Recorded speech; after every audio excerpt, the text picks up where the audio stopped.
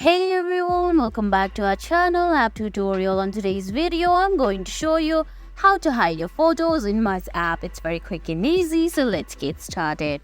First, open the Muzz app on your phone. If you don't have the app yet, you can get it from Google Play Store or the Apple App Store.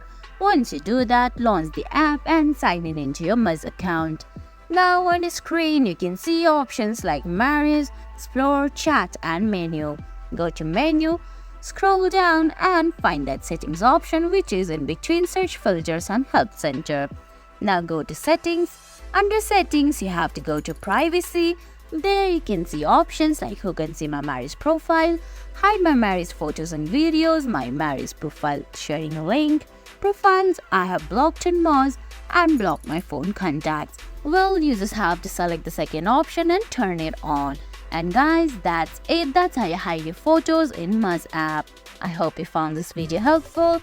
If you did, please give it a thumbs up, leave a comment, subscribe to our channel, and hit that bell icon. See you in the next video. Thanks for watching.